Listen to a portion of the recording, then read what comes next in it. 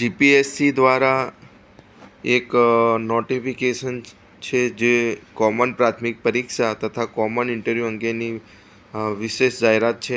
તમે અહીંયા જોઈ શકો છો.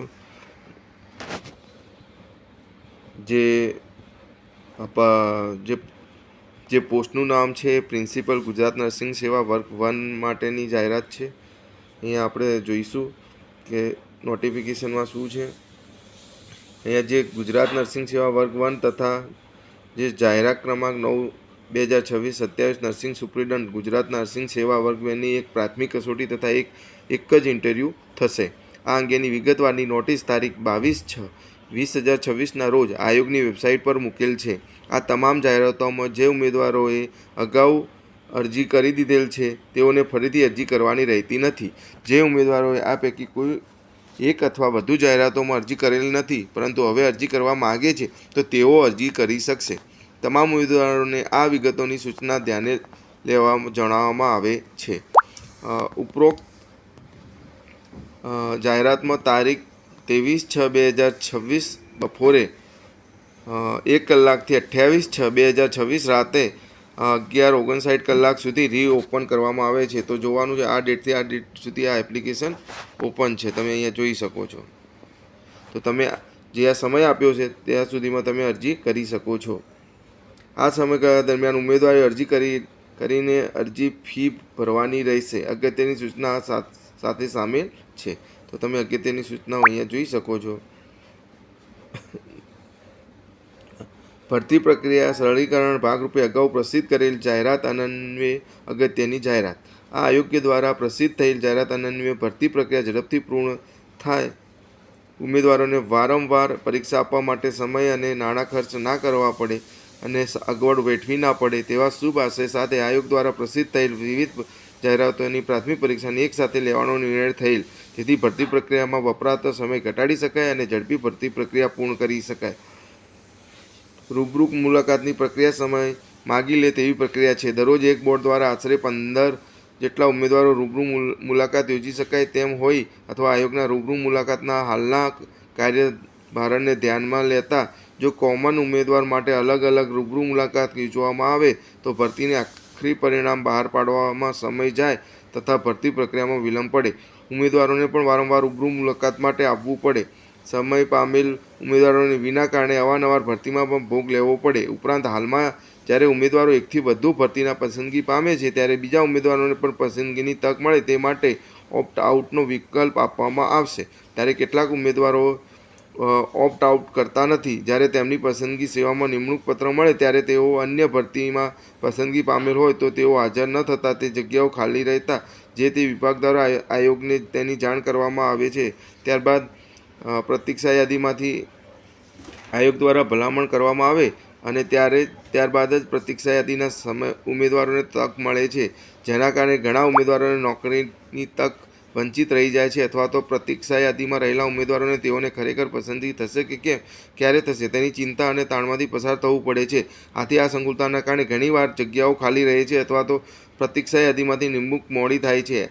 આથી આવી પરિસ્થિતિ નિવારવાના હેતુથી તેમજ આયોગ દ્વારા પ્રસિદ્ધ થયેલ જાહેરાતોને આખી પરિણામ સ્તરે પ્રસિદ્ધ થાય, વિના વિલંબે ભલામણ થાય તેમજ સરકારને અધિકારીઓ સત્વરે ઉપલબ્ધ થતા વહીવટમાં સુગમતા રહે તથા લોકોની સરકારી સેવાઓમાં સમયસર પ્રાપ્ત થાય તે હેતુથી નીચે દર્શાવેલ જાહેરાતની પ્રાથમિક પરીક્ષા અને રૂબરૂ મુલાકાત એક સાથે યોજવા આયોજકે નિર્ણય કરેલો છે. તો ભાઈ પ્રાથમિક પરીક્ષા અને રૂબરૂ બંને એક સાથે થશે એવું આયોગ કહે છે અને એવું એમને નિર્ણય લીધેલો છે.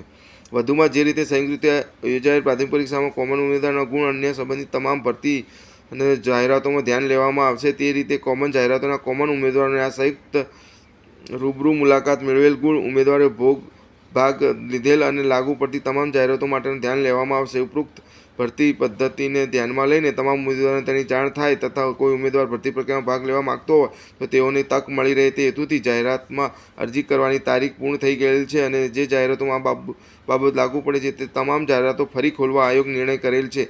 તો આ જાહેરાતો વિગત નીચે મુજબ છે. ભાઈ ફરીથી તમે અહીંયા જોઈ શકો છો, અરજી કરી શકો છો. તમે જેમને નથી કરી એ પણ લોકો ફરીથી અહીંયા અરજી કરી શકે છે. અને જાહેરાતનો જે ક્રમાંક, એમની જો પોસ્ટનું નામ છે, જે વર્ગ છે, અને જે પ્રાથમિક કસોટીની જે તારીખ અને સમય છે એ અહીંયા તમને આપેલું છે. તો તમે અહીંયા જોઈ શકો છો, અહીંયા તારીખ જોઈ શકો છો કે principal nursing officer Gujarat nursing સેવા વર્ગ 2 અહીંયા જોઈ શકો છો આ, બરાબર. પછી પ્રિન્સિપલ ગુજરાત નર્સિંગ સેવા વર્ગ 1 અને નર્સિંગ સુપ્રિન્ટેન્ડન્ટ વર્ગ 2 ગુજરાત નર્સિંગ સેવા વર્ગ 2. તો આ બહુ બધી પોસ્ટો છે, અહીંયા તમે જોઈ શકો છો. અને એનો ટાઈમ પણ આપેલો છે 11/8/2026, સમય 3 થી 5 પ્રાથમિક કસોટીની તમારી થશે. તો આ સમય તમારે જોવાનો છે અને આ પોસ્ટનું નામ તમારે અહીંયા જોવાનું છે. હવે જોઈ શકો છો બીજી પોસ્ટ જે છે એ જે છે મદનીશ એન્જિનિયર બાંધકામ નાયબ કાર્યપાલક ઇજનેર બાંધકામ વર્ગ 2 માટે જોઈ શકો છો. પછી મદનીશ ઇજનેર બંનેમાં, એક સિવિલમાં એકને બાંધકામ વર્ગ 2 વર્ગ 2 જ એક માર્ગ અને મકાન વિભાગ છે. અને એસ્ટેટ અધિકારી વર્ગ 2 મનપા, એમની બી તમે અહીંયા પરીક્ષાની તારીખ જોઈ શકો છો 30/8/2026, સમય 11 થી 1 કલાકનો રહેશે. જે ત્રીજી પોસ્ટ છે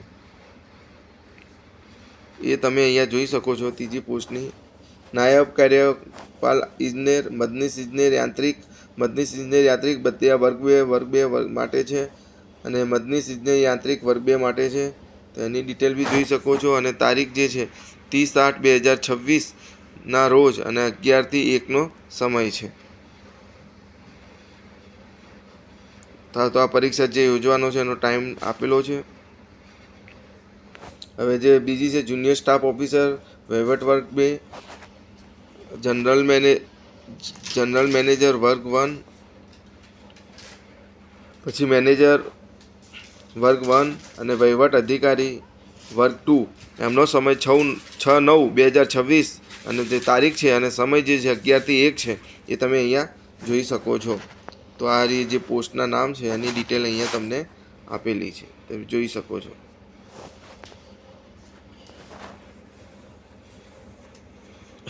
પછી ભૂસ્તરશાસ્ત્રી વર્ગ 1 ઉ અને ખા વિભાગ અને મદનીશ ભૂસ્તરશાસ્ત્રી વર્ગ 2 ઉદ્યોગ અને ખાણ વિભાગ, એની તારીખ જે છે 4/10/2026 છે અને જે સમય છે 11 થી 1નો રહેશે. તમે અહીંયા સમય બી આ નોટ કરી શકો છો.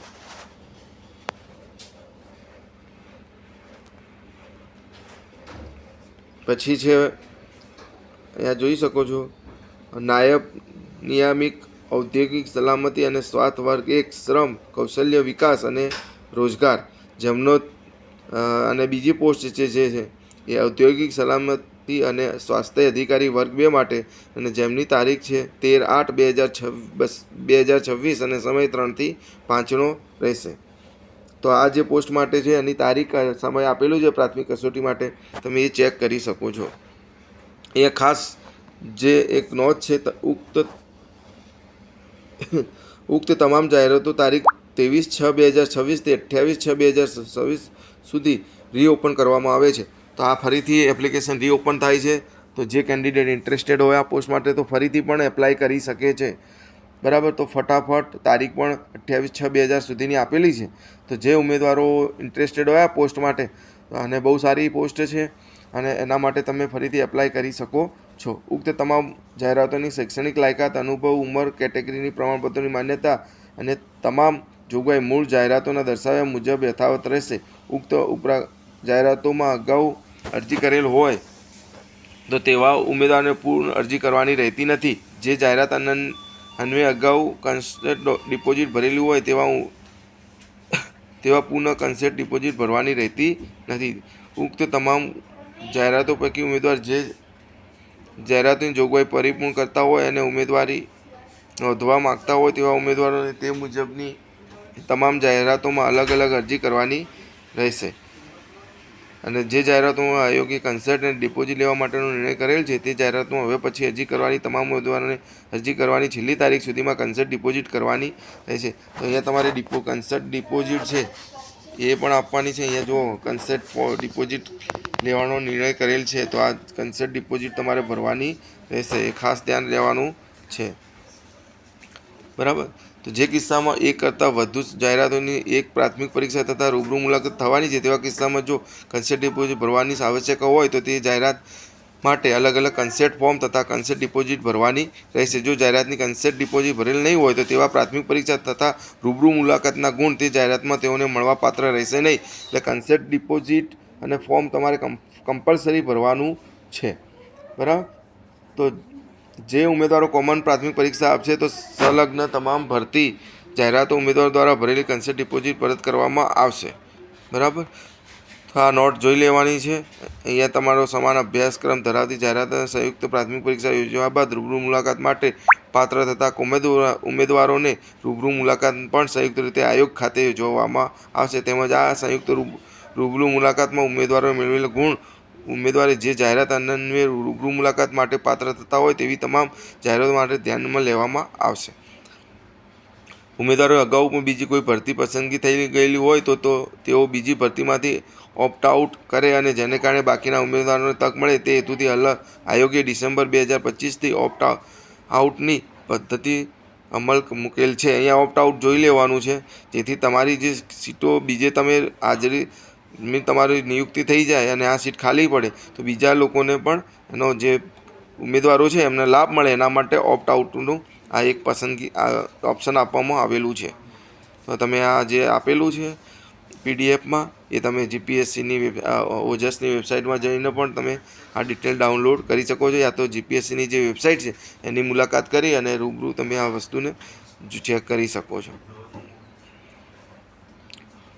બરાબર. અહીંયા બધી સૂચનાઓ આપેલી છે એ તમે જોઈ શકો છો. તો બહુ સારી એવી પોસ્ટ છે, તમે એને ફરીથી એપ્લાય કરી શકો છો. છેલ્લી તારીખ 28/6/2026 છે, તમે અહીંયા જોઈ શકો છો. તો અમારી ચેનલને સબસ્ક્રાઈબ કરો અને આ વિડીયોને શેર અને લાઈક કરો.